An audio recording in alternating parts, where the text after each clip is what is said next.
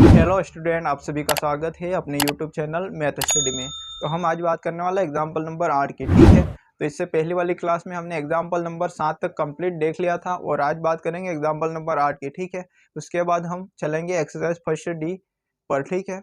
तो exercise first सी के जो एक्सरसाइज के क्वेश्चन है वो मैं नहीं करवाने वाला। मैंने एक्सरसाइज फर्स्ट ए और बी के क्वेश्चन आपको करवाए हैं, लेकिन एक्सरसाइज फर्स्ट सी के नहीं करवाऊंगा क्योंकि मैंने पिछले जो पेपर है वो सभी उठा के देखे थे। तो उसमें क्या है, एग्जाम्पल और थ्योरी बेसिक क्वेश्चन बने हुए हैं, थ्योरी बेसिक क्वेश्चन पूछे गए हैं। तो आप क्या करो, थ्योरी बेस्ड क्वेश्चन जो भी बन रहे हैं वो तैयार करो और एग्जाम्पल कम्प्लीटली आप सीखो, ठीक है।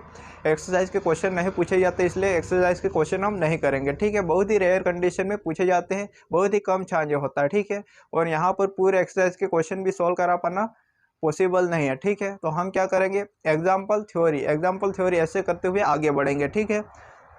और आप खुद भी पिछले सालों के पेपर उठा के देख लेना, आपको एग्जाम्पल और थ्योरी बेसिक क्वेश्चन मिलेंगे, ठीक है। तो हम देखते हैं एग्जाम्पल नंबर 8वां, ठीक है।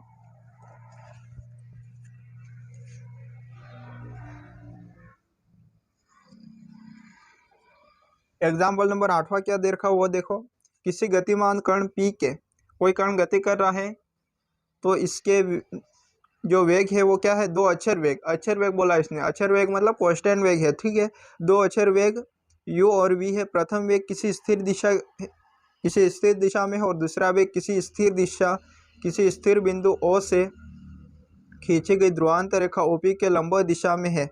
सिद्ध कीजिए कि कण का पथ एक शंकु परिच्छेद है जिसकी नाभि O तथा उत्केंद्रता क्या है, u/v है, ठीक है। तो कुछ नहीं करना, इसने बोला है हमारे पास ये तो क्या हो गया, हमारी इनिशियल लाइन हो गई, ठीक है। इनिशियल लाइन मतलब आरंभिक रेखा, ठीक है। और ये क्या हो गया, ओ हो गया ध्रुव, जिसको हम स्थिर बिंदु भी बोल सकते हैं, ठीक है। इस स्थिर बिंदु से खींची गई ध्रुवांतर रेखा OP के लंबवत क्या है, दूसरा वेग है, ठीक है। तो ये मैं खींच देता हूँ रेखा, ठीक है। ये क्या हो गया, हमारी ध्रुवांतर रेखा हो गई, ठीक है। तो यहाँ पर जो हम लेते हैं हमेशा थीटा कोण लेते हैं, ये दूरी हम लेते हैं हमेशा r। मान लो यहाँ पर बिंदु P पर, यहाँ पर कोई कण है बिंदु P पर, ठीक है। कण की स्थिति क्या मान ली, बिंदु P मान ली। यहाँ पर कण है और इसके दो अक्षर वेग कार्यरत है, ठीक है। दो अक्षर वेग क्या है, कार्यरत है। किस किस दिशा में वो देखो। पहला वेग जो कार्यरत है वो स्थिर दिशा हमारी ये है, तो इसके अनुदिश कार्यरत है u वेग, ठीक है। प्रथम वेग इसने क्या बोला, u ही तो बोला है। और इसने क्या बोला है, दूसरा जो वेग है वो स्थिर बिंदु O से, स्थिर बिंदु हमारा O है, O से खींची गई ध्रुवांतर रेखा, ये ध्रुवांतर रेखा है।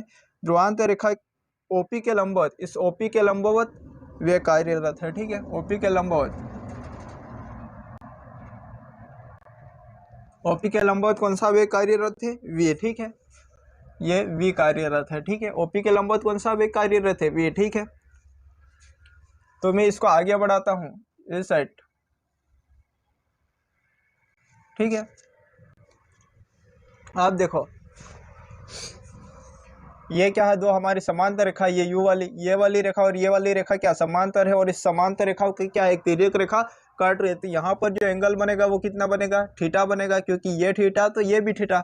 आप सब जानते हो संगत कोण क्या होते हैं, बराबर होते हैं। तो यहाँ से ये थीटा हो गया। अब इस u के दो घटक होंगे, u के दो घटक कौन कौन से होंगे, एक तो ये वाला घटक होगा जिसके साथ थीटा बन रहा है, वो तो क्या होता है हमारे पास, कोस थीटा होता है। तो ये वाला घटक क्या आ गया, u कोस थीटा आ गया, ठीक है। मैंने आपको बताया जिसके साथ थीटा कोण बन रहा है वो तो क्या होगा, हमारा कोस थीटा होगा। और कोस थीटा घटक किसके तोड़ रहे, u के, तो इसका गुणा हो जाएगा, ठीक है। यहाँ तक आपको कोई भी डाउट नहीं होना चाहिए।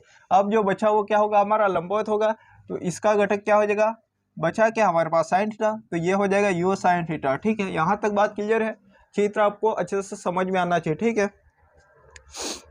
हमको क्या करना है, इसका कण का पथ कैसा होना चाहिए, शंकु परिच्छेद होना चाहिए और जिसकी नाभि क्या है O तथा उत्केंद्रता क्या नीचे u/v, ठीक है। अब देखो यहाँ से देखो, अरीय वेग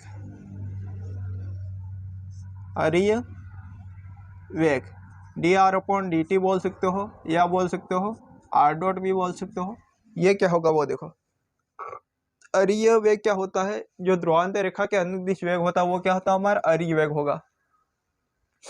तो यहाँ देख सकते हो ध्रुवांतर रेखा के अनुदिश वेग सिर्फ क्या हमारे पास u कोस थीटा, इसके अलावा कोई भी वेग नहीं है ध्रुवांतर रेखा के अनुदिश, ठीक है। तो ध्रुवांतर रेखा के अनुदिश वेग क्या हमारे पास यू कोस थीटा है, ठीक है। तो ये तो हो गया यू कोस थीटा, इसको इक्वेशन फर्स्ट नाम दे दो, ठीक है।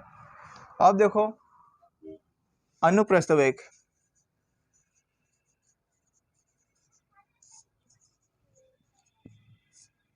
अनुप्रस्थ वेग क्या होता है आप सब जानते हो, आर थीटा डॉट बोल सकते हो या R D theta upon D T बोल सकते हो, ठीक है। ये क्या है वो देखो, यहाँ पर क्या है, जो लंबवत वेग है वो दो दिशा में लग रहा है, ठीक है। एक तो इसने पहले से हमको दे दिया है कि इस ध्रुवांतर रेखा के लंबवत कौन सा वेग लग रहा है, वी लग रहा है, ठीक है। और एक हमारे ये घटक, ये क्या है, इस ध्रुवांतर रेखा के लंबवत तो है हमारे पास, लेकिन क्या है ये विपरीत दिशा में हमारे पास। तो क्या आ जाएगा हमारे पास, इसका जो वेग आ जाएगा वो v minus u sine theta आ जाएगा। माइनस साइन थीटा क्यों आया u, क्योंकि ये अंदर की ओर लग रहा है, ये वेग कहाँ लग रहा है, अंदर की ओर लग रहा है, विपरीत दिशा में। तो ये v minus u sine theta, ठीक है। यहाँ तक बात आपको क्लियर है। अब क्या करते हैं, हमको क्या चाहिए, कर्ण का पद। कर्ण का पद निकालने के लिए आप सब जानते हो क्या चाहिए हमको, D r upon d theta. और वो कैसे आता है, समीकरण 1 में मैं इस 2 का भाग दे दूंगा, क्या आ जाएगा मेरे पास, d r upon d theta आ जाएगा, ठीक है। तो देते हैं समीकरण 1 में 2 का भाग देने पर, ठीक है, 2 का भाग दूंगा, ठीक है। तो क्या हो जाएगा वो देखो, समीकरण 1 में 2 का भाग दूंगा, D r upon d theta, और ये आर है हमारे पास, ठीक है। देखो डी टी तो कट जाएगा, ठीक है, हमारे पास डी टी क्या होगा, कैंसिल हो जाएगा। मैंने जहाँ भी भाग दिया वहाँ पर आपको एक्सप्लेन अच्छे से किया है, क्या किया है, D r upon D T में जब इसका भाग देते तो डी टी क्या होता है, कैंसिल हो जाता है। इसमें आपको कोई भी डाउट नहीं होना चाहिए और कन्फ्यूजन भी नहीं होना चाहिए, ठीक है। तो यहाँ से जब भाग दूंगा D r upon d theta, ये आर आ जाएगा। और यहाँ देखो हमारे पास क्या होगा, इसमें भाग दे रहा हूँ तो u cos theta upon v minus u sine theta आ जाएगा। अब यहाँ से देखो इस डी थीटा का गुणा इधर कर दो, क्या करो, डी थीटा का गुणा इधर हो जाएगा, क्या आ जाएगा हमारे पास वो देखो, d r upon d theta, sorry d theta का गुणा कर रहा है, ठीक है, u cos theta upon v minus u sine theta और डी थीटा। अब क्या करो, इसका समाकलन कर लो, ठीक है। समाकलन करने पर, समाकलन करेंगे क्या हो जाएगा वो देखो, जो हो जाएगा 1 अपॉन आर का समाकलन, और इधर हो जाएगा हमारे पास यो, क्या हमारे पास कांस्टेंट है, इसने पहले ही बोल दिया था कैसे वेग कार्यरत है, अचर वेग। अचर वेग का मतलब क्या हो, यू हमारे पास कांस्टेंट है, तो यू को तो मैं बाहर ले लेता हूँ और अंदर क्या आ जाएगा, कोस थीटा, ठीक है, कोस थीटा, या इसको अंदर ही रहना तो चलेगा क्योंकि हम इसको मानेंगे और ये हट जाएगा, ठीक है। U cos theta upon v minus u sine theta d theta, ठीक है। अब यहाँ सीधा हम अवकलन समाकलन नहीं कर पाएंगे, तो मैं क्या करता हूँ, इस v minus u sine theta जगह मान लेता हूँ, ठीक है। Let v minus u sine theta is equal to मान लेता हूँ, क्या मान लूँ, p मान लेता हूँ, ठीक है, आप कुछ भी मान सकते हो। तो यहाँ देखो v क्या हमारे पास कांस्टेंट है, जिसका अवकलन क्या हो जाएगा 0, माइनस यू साइन थीटा का अवकलन क्या होता है, cos थीटा होता है, डी थीटा और ये dp, ठीक है। अब यहाँ देखो ऊपर क्या हमारे पास u cos theta d theta, तो यहाँ से हमारे पास क्या आ जाएगा वो देखो, u cos theta d theta is equal to minus dp हो जाएगा। यहाँ पर पुट कर दो, इसकी जगह क्या पुट करो, u cos theta d theta की जगह क्या पुट करूँगा मैं, माइनस dp, ठीक है, और इसकी जगह क्या पुट करूँगा, p, ठीक है। तो यहाँ देखो 1 upon R D R, minus बाहर ले लिया, 1 अपॉन p dp, ठीक है। यहाँ अब इसका समाकलन कर लो, log r हो जाएगा, इधर हो जाएगा माइनस log p, प्लस सभी log में चल रहा है तो कांस्टेंट को भी मैं log में ले लेता हूँ, ठीक है, log c, ठीक है। यहाँ तक क्लियर है। अब देखो log p की वैल्यू यहाँ पर वापस रख दो, ये इधर आ जाएगा, देखो log, इस log को क्या कर रहा, इस साइड ला रहा, ठीक है, log, तो प्लस हो जाएगा log v minus u sine theta, और ये इधर इसको मैंने इधर भेज दिया तो क्या हो जाएगा log c minus log r, ठीक है। यहाँ तक बात क्लियर है। अब ये क्या हो गया, log a minus log b का फॉर्मूला। तो ये क्या हो जाएगा, log c अपॉन r हो जाएगा, और ये हो जाएगा log v minus u sine theta. ठीक है, यहाँ से देखो log से log कैंसिल हो जाएगा, c upon r equal to क्या आ जाएगा, v minus u sine theta आ जाएगा। यहाँ तक क्लियर है। v कॉमन ले लो, v कॉमन ले लेंगे तो क्या आ जाएगा हमारे पास, वो देखो v यहाँ से कॉमन लूंगा तो यहाँ तो क्या हो जाएगा, 1 हो जाएगा। यहाँ v नहीं था तो अपॉन में चला जाएगा, u upon v sine theta.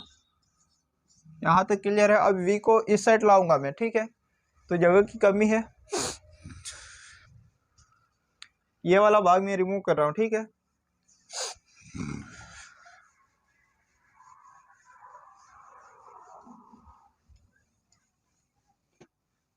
अब देखो c अपॉन r, इस v को मैं इधर लाया तो क्या हो जाएगा, वो देखो c upon r we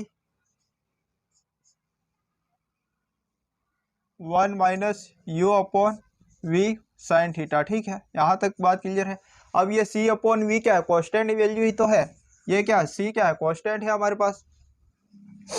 c क्या था, कॉन्स्टेंट ही तो था, हमने लिया था लॉग में। c कॉन्स्टेंट है और v भी हमको दे रखा है इसने, कॉन्स्टेंट वेग है।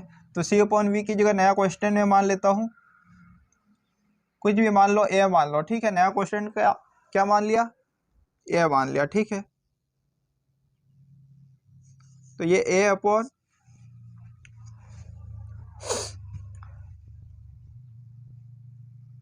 नया क्वेश्चन क्या मान लो, एल मान लो, ठीक है।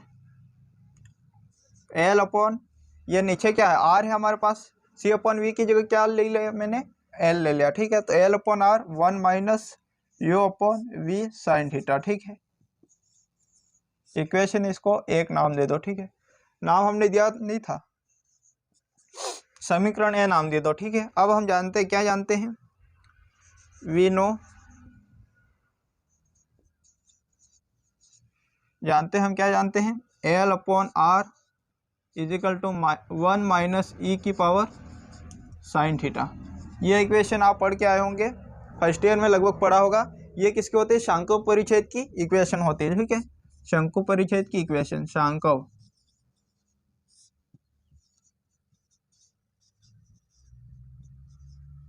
और हमारे पास पद क्या है, इसी रूप में आया हमारे पास। इसने क्या बोला था, कर्ण का पद कैसा होना चाहिए, शंकु परिच्छेद होना चाहिए। जिस रूप में हमारे पास क्या आ रहा है, शंकु परिच्छेद के रूप में आ रहा है। पद का समीकरण तो शंकु परिच्छेद में आ गया, लेकिन इसने क्या बोला था, उत्केंद्रता u अपॉन वी होना चाहिए, ठीक है। तो यहाँ से देखो, इस समीकरण से तुलना करो, तो ये एल अपॉन आर, ये L upon are 1 minus sine theta, sine theta e की जगह ई ही तो क्या हमारे पास उत्केंद्रता। यहाँ से ई की तुलना करेंगे तो ई इक्वल टू क्या आ जाएगा हमारे पास, u अपॉन वी। यही हमको लाना था, क्या, एक तो कर्ण का पद के सामने है शंकु परिच्छेद, और इसकी उत्केंद्रता u अपॉन वी होना चाहिए, ठीक है। तो ये हमारा एग्जाम्पल नंबर 8वां था, जो कंप्लीट हो चुका।